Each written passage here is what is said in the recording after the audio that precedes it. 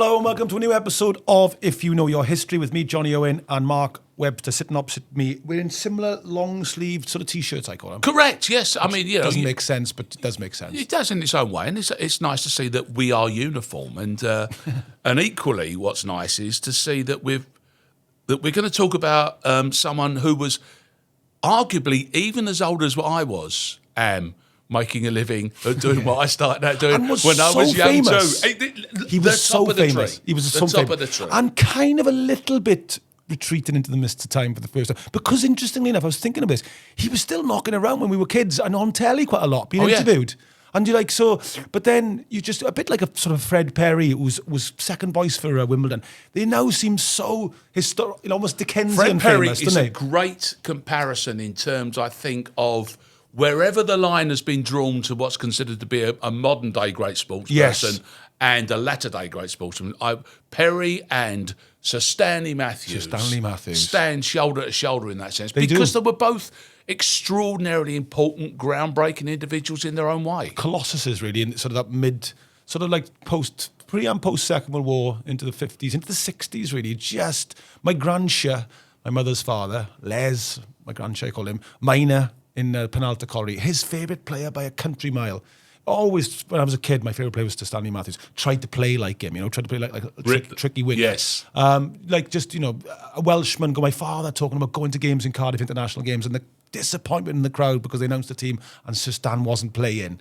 And, interestingly enough, a great way to start this, the only player knighted while still playing football. Still playing football. Which is a great thing. But to be fair, when you played as long as he did, the odds are that were increasingly good that you're going to get that knighthood, because basically, what was he? I mean, 50 when he was still playing for Stoke. Incredible.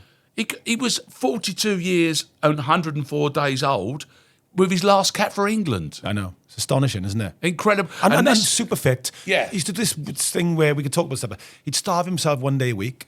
Was a practical vegetarian. Yes. Used to jog on the sands because he said he was good for the sort of the joints and stuff. He was the modern man, wasn't he? Way ahead of his time. And of course, the thing about that as well is, even in my youth, 30 and 31 were retirement ages. Yeah. So it's not like we're saying, because there might be people who might say, well, of course Stanley Matthews should play at 42 because no one tackled each other. Yeah. And like they all stood around, it all looks like that sort of like, the old Far Show sketch, or, or Harry Enfield, Charlie Charles and all that, where everyone stands around smoking pipes and they've got monocles in. It wasn't like, he basically played at least 10, 12 years past what would be the regulation. And as a winger, he's going to get slaughtered. Yes. Discombobulated the defenders, one person described it. He did it famously, a bit like Cruyff. He invented the double body swerve. Yes. That was his thing. So he invented sort of like things in... Like what's the pen? The Panenka or whatever it's called, Panenka. Yes. So he's like Wizard of the Dribble. Wizard of the Dribble. So there was he was so famous in that sense. But a little bit about his background in Stoke, because he's very Stoke is an interesting place. I think it gets a bad press sometimes, but I want to give Stoke a bit of love here. I love this industrial area. Exactly. The potteries. Got a very distinctive personality. Stoke is a very, very famous Anglo-Saxon word for place. So place on the Trent. Literally to call a place is tough. It's like saying that I live in town. Yeah. Isn't it? It's an interesting choice. But Ham, I think, is town, isn't it? That's why there's so many hams, isn't it? So there's it's got a very famous place in British history. It's where the potteries, the manufacturing, sort of stuff like Royal Dalton, Wedgwood, Minton, all that kind of stuff. And it was a place with a massive coalfield as well. So all the characteristics of a community that were very close, tough, honest, open, doors open. Yes. So he came from this kind of... And five towns, isn't it, famous, to be made up the city of Stoke, he was from Hanley, wasn't the potteries, exactly. Yeah. He was from Hanley, and credit to them, and the Oatcake fanzine is where I stole this great fact from. What you've just mentioned there, two innovations. The first one, fan-friendly, the pots and pit shift, finished at 1. There you go. Wash, pub, last orders 3, so they had 3:15 kickoffs for Stoke, which I think is commendable. I love those little things. That's paying attention to your punters. That is why I like that. But February 1915 is when Stanley Matthews is born. He's born in Stoke. His father is name's Jack. He's called the fighting man of Hanley. He's a boxer. Yes. Stan proves to be a good amateur boxer as well. Brother as well. And brother Brother turned out. Showed real talent. But his mother, Liz, stood firm because he was one of those. He's a bit like a Bobby Charlton. He's very good at sport from a young age, so they can see that he's got talent in football. Well, do you know what? Now when you mention, we talk about his long-term fitness. You talk about his health regimes. He's basically genetically born into an athletic family, isn't he? So he kind of arrives fully built, doesn't he? Fully built, exactly. So he's seen from a young age, and his mother sort of puts her foot down and she says, "Look, I'm not having him, going in the boxing ring like you did. I'm happy with him to play football." So he's kind of goes off to play football. But I just wanted to come back on the mining thing as well for the area because I think it's important in his upbringing. And there was 20,000 miners lived in that coalfield, Staff's coalfield. It's a big coalfield. I mean, all gone now. Given the fact that most people think it's kilns and mugs. And it's not. It's pits. That's exactly as I said, pits and pots. And the Trentham Super Pit, I remember as a kid. And Woolstanton, I mean, these are tough men, right, was the deepest pit in Britain, Mark. 3,197 feet under the ground. Oh, okay. See you later. That's where you went to work. I mean, so there's something in that where you go, these were tough people. So his father's a tough man. And Stan, why is he playing a football 50? Well, he's a tough lad. Yeah. He's a tough lad. Exactly. He's got, and as you say, as a winger, he got the kickings, and that's for sure. He's also playing at a club. Now, Stoke City, you may not, I know are synonymous with the penalty kick. Here's an interesting fact. Go on. He was a Port Vale fan as a kid. Oh, was it on the quiet? Isn't this the Robbie Williams hybrid as well that happened? Is it Burslem? The area, isn't it? But that's where the Port Vale area is. Yes. I've been there. And they claim the oatcake, I think, ahead of Stoke as a town centre. That's a fierce rivalry, that Port Vale Stoke, by the way. But that's been going real well. Yeah. But Stoke have, going back, 1971-72 League Cup semi-final, second replay, 420 minutes of this game of football, in which Gordon Banks saves a penalty from Jeff Hurst to win it, but our keeper, Bobby Ferguson, gets injured. Bobby Moore goes in goal, right, saves a penalty from Mike Bernard, and Bernard scores on the rebound. So that's where that's a kind of contemporary Stoke and penalty story. They won the league. Is that the year they won the League Cup? They won. I think they won at the beat. Yeah, because they beat us. Yeah, exactly. But go way back to there was no penalties until 1891, and this all happens in Stoke. They tried to instill a penalty goal idea in 1870s. 1890, someone from the Irish FA says it, but the English FA say only gentlemen who would play soccer, so we don't need that because it's against the spirit of the game. Apart from the moment in 1891 when a Notts County player basically punched the ball off the penalty off the goal line, and so the referee invented a free shot for the purposes thereof, and so you get your first penalty goal, as it were, in June 1891. You also then get added time for penalties because on November the 21st, 1891, against Villa, this is against Stoke, they're 2-1 up, and Stoke get a penalty, a chance to equalise. So a Villa player just booted the ball out the ground. And so they couldn't get the ball back quickly enough.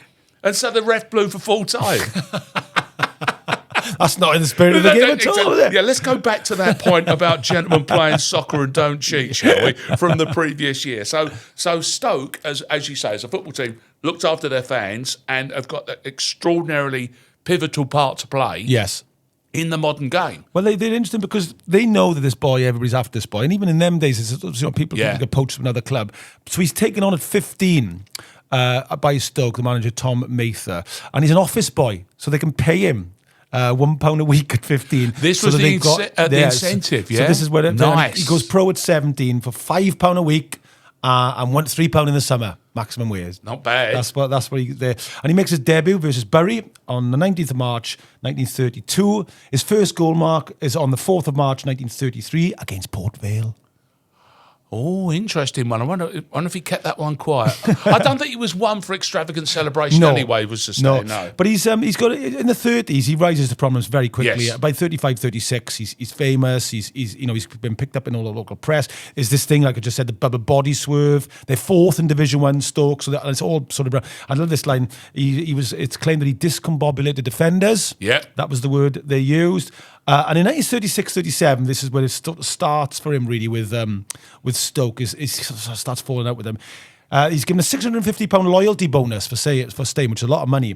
But they tried to give him £500 by saying that he's still some other part of the contract. He's still an office boy technically. So they try to get him out, and it leaves a very sour taste. So basically, he's got a 40-hour week, sort of making the tea, yeah, and sort of like basically running around for the superiors, and then running around on the pitch on the Saturday. Fair enough. But he's already playing for England at this point. Yes, he's made his debut in 34. He scores a goal with Wales. They beat us 4-0, and he's in the thick of English football history in the 30s. So the game where they beat Italy 3-2, the Battle of Highbury, where they kick lumps at each other, he's there. The game where they beat Germany 3-0 in 35, where they do the Nazi salute, yes, because they're told by the FA, he's there. So he's right in the middle of this sort of history, and he's an interesting character because he's sick before games. Really? That's his thing. Yeah, he gets very nervous before games. And like I say, he's kind of... Perhaps he should have had a sausage or something then, John. That might have settled him down. But he's interesting because I thought, he's going to be fated all his career. It's Sir Stanley Matthews. He's the golden boy. No, not that at all. The opposite. He has a bit of a mare in one game in 35, and they don't pick him for 2 years. Yeah. So there's a feeling that he's seen as a little bit of an extravagance sometimes, and so the press sometimes can be a little bit unkind to him. And that's the thing. When your career's that long, first of all, a dip in form would not be unexpected. No. But also, arguably, if you're going to see formations come, formations go. Yeah. Coaches come, coaches go. Tactics change. Yes. At some point, you're not going to be flavour of the month anymore, are you? No. But if you're prepared to hang on in there, which he was, you will reap your benefits. Because, of course, you mentioned, he got 54 caps, but that's simply because of virtually half of his international career, the war was on. The war. I always remember when we did Three Kings and Shankly talks about it very emotively, that it's hard to explain because those sort of 5-6 years they took out of players' careers, that's their prime, gone. Yeah, and that happened to so many players. Shankly talks about it. By the time I went back, I was like early 30s. Bryn Jones, the very famous one of the Jones brothers, career ruined by war, just started get his eye in at Arsenal, as they say, war breaks out. So this happened to so many players where they just lost the best years of their career.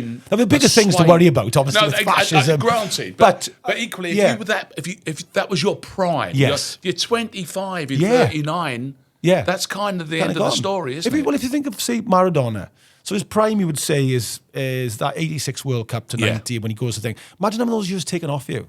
Exactly.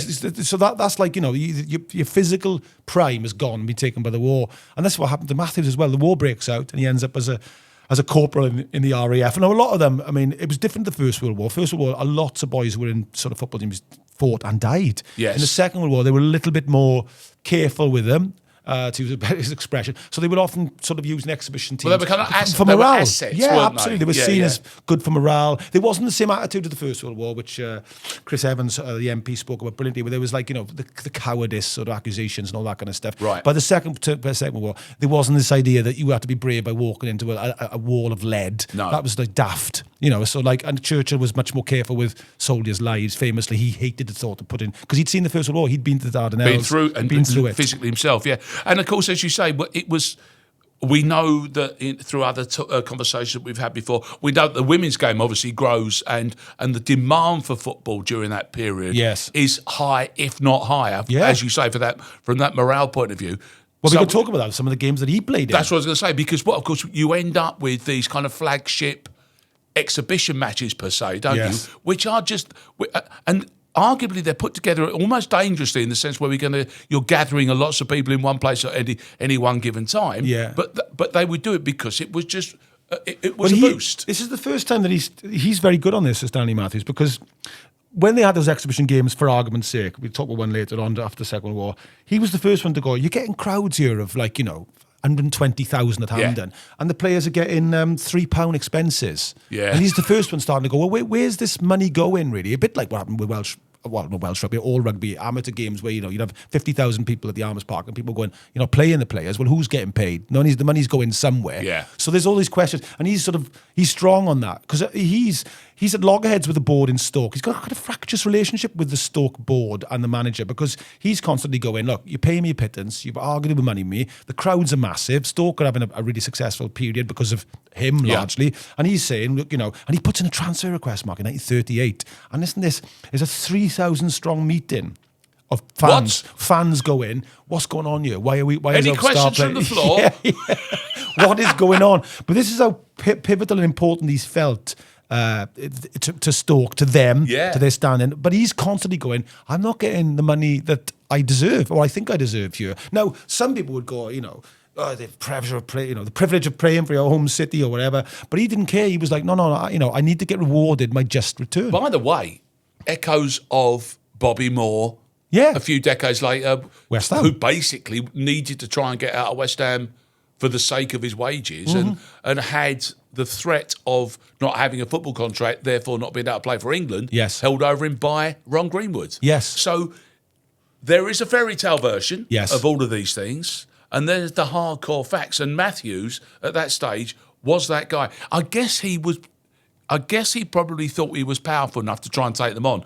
But of course, as we know, it's years that he's at Stoke for, though, isn't he? Yeah, well, he's still at Stoke, and we'll get to half time now, because this is interesting. When he puts in his transfer request at this meeting, there's a team that he tried to go to, and I'll give you the answer to that team after, because it's an interesting part of the story. But he stays at Stoke at this point. The Second World War breaks out, and he joins the RAF, and we'll pick it up after the Second World War.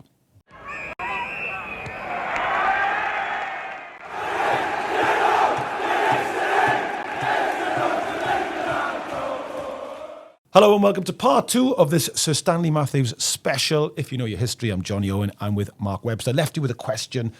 Which team did Sir Stan threaten to go to in the late 30s? I like this, John, because he's at loggerheads with Stoke. So that means... So, now, we know famously where he goes, but I didn't know there was another vulture circling in between. Yes, there was. So Arsenal are after him. Oh. Blackpool. Which is where he going to. But also, again, just to point out, from 24 to 30, that's the Second World War. So he's lost 6 years of arguably his prime. But while he's there, obviously playing these exhibition games, he plays for a Scottish 11. Wow. He actually does play for Arsenal. And crucially, he plays 87 guest games for Blackpool. So, prior to even signing, yes. But in 1945, at the end of the war, he goes back to Stoke. His father, Fighting Jack from Hanwell, the boxing barber. He dies, and on his deathbed, he says to him 2 things. It's a poignant story. He says, look after your mum. Yeah. And win an FA Cup for me, son. Well... There you go. I'm going to guess he did both. Well, I know he did one. I'm going to guess he did the other. That's for sure. So 1946-47, they finished 2 points behind the champions Liverpool. Yeah. Stoke. So he's absolutely the driving force in a very successful Stoke City team. But his relationship with the board has now soured beyond repair. Cool. He's had enough. He's done. And Arsenal would have been in it. Just put that. Just as that kind of parallel world, because he'd have been turning up.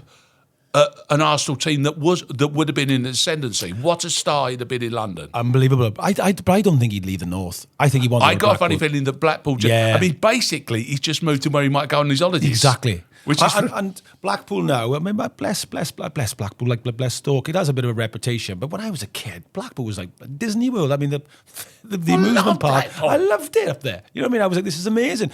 Then, certainly around the war period, Blackpool was easily the most famous seaside resort in the world. We'd never seen the likes. No, it was huge. I mean, there was obviously in America they'd say stuff like Coney Beach and things, but Blackpool was world famous. Yes, you had sort of all lit up the like lights, Vegas. all the lights. Yeah. So it was a kind of and huge crowds, massively well supported team, much loved, and he seems to be very happy there. So he's put his transfer request. And he's transferred for the princely sum mark of £11,500 at the age of 32 years of age. And apparently somebody on the Blackpool board said to him, but can you still play, Stan? Yeah. Well, cut to literally across 3 decades. Yeah. He proves that he can. Yeah, he does. Well, and this is so there's a famous game in 1947. Great Britain play Europe at Hampden Park to raise money for the home nations. Right. And the players got £14 each. And he asked famously, well, where's the rest of this? Where's this money going? Where's the rest going? What are you using it for? Right. Is it for infrastructure? Is it? So he's a bright lad, and he's going, look, you know what? It's not going in the arse pocket of you lot just to have. If we're playing and we're the players that turn out, let us know. In 1948, he gets to an FA Cup final, but they lose to a really famous FA Cup final, one of the best ever, they say. They lose 4-2 to Manchester United, who are managed at this point by... Go on. Sir Matt Busby. Or Not yet a Sir. No, I was going to say, that's as early as it gets, isn't it? As early as it gets. So he's gone to Blackpool. Blackpool obviously get into FA Cup finals. They play him. He seems very happy there. But this is the bit I thought look at it here. Mark Webster, underlined 3 times. Oh, I know that. No. In 1949, he spent the summer touring with his brother Ronnie as a variety act. No. Yes. What do we know what they did? No, just as a variety act. Apparently, huge crowd. You sure ain't Stan and Ollie? It's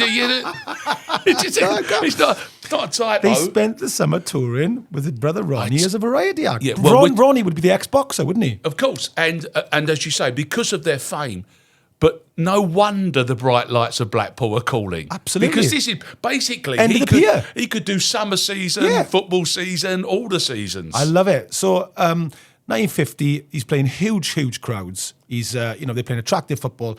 They finished 7th. I mean, if you Google it, just Google sort of Blackpool at this time, like the size of the crowds and the ends and all that. They're one of the main teams in the country.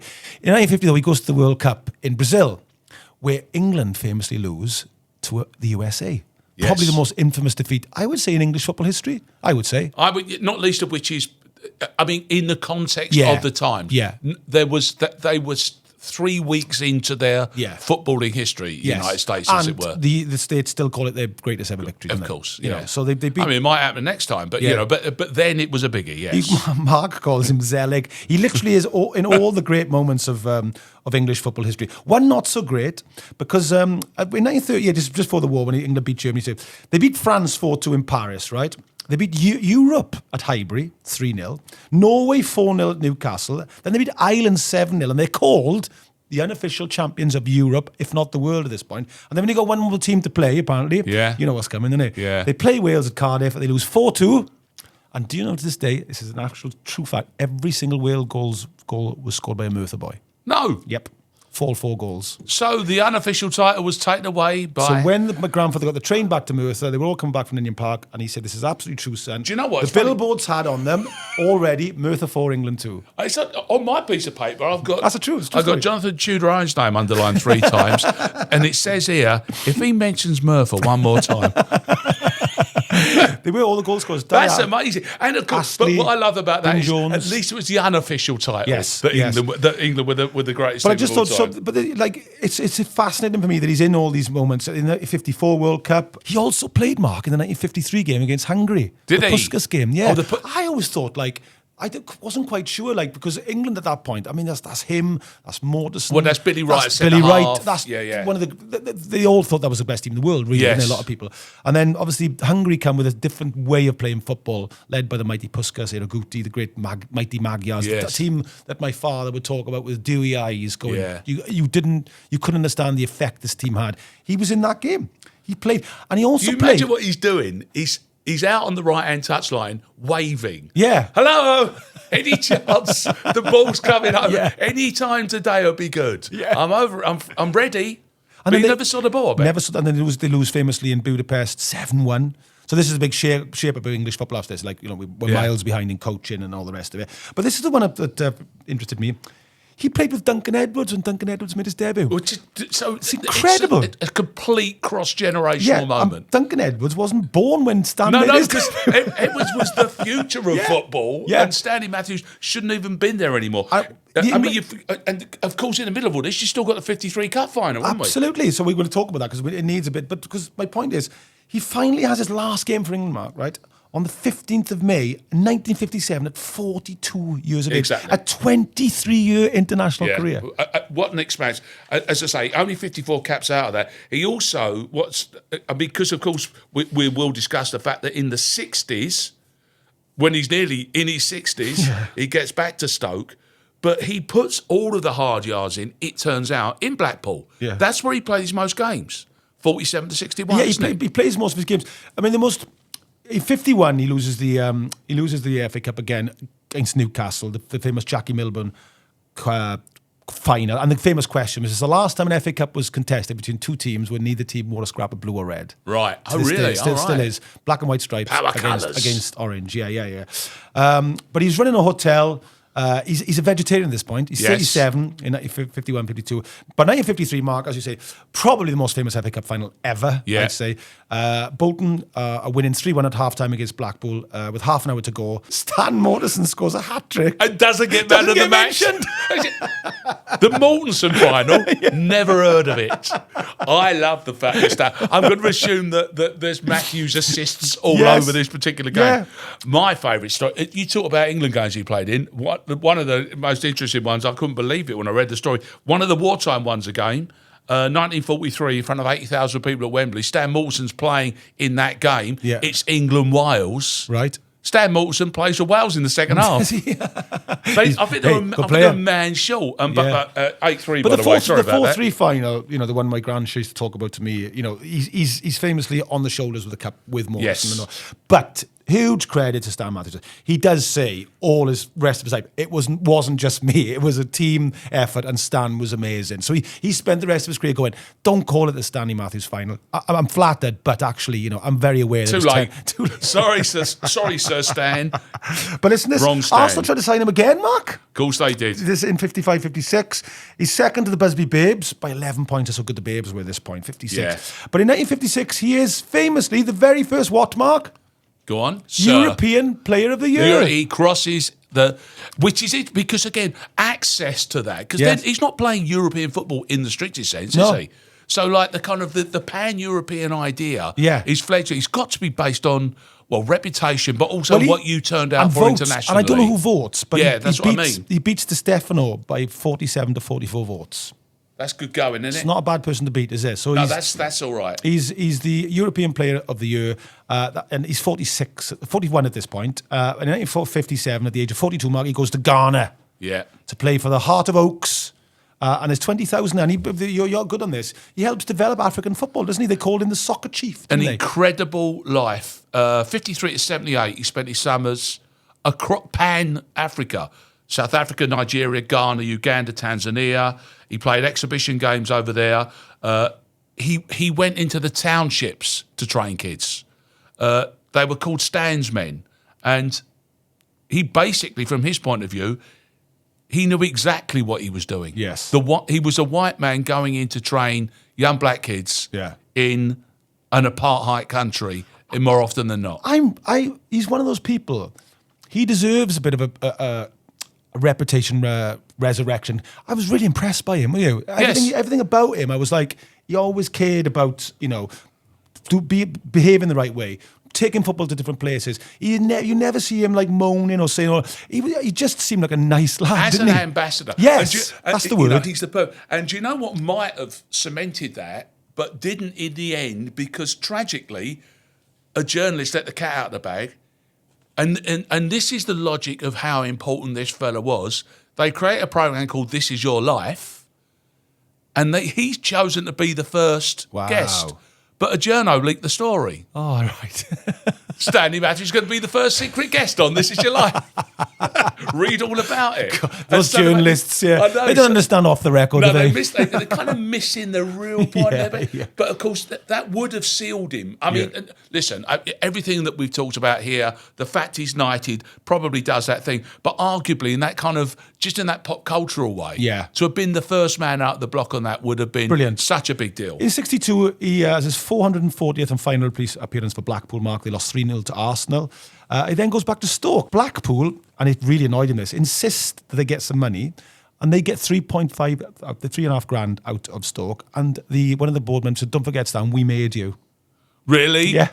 Interesting point. I know. So he's gone, okay. Concept. He goes back to Stoke, where he's on £50 a week, the princely sum of 50, double what he was on at Blackpool. Mind you, he's outlived probably all of the bald and when their children. Back, it's all it's the grandchildren. Exactly. He goes back on £50 a week, and there's 36,000 there for his first game. Treble the usual crowd. He's already paying his wages back.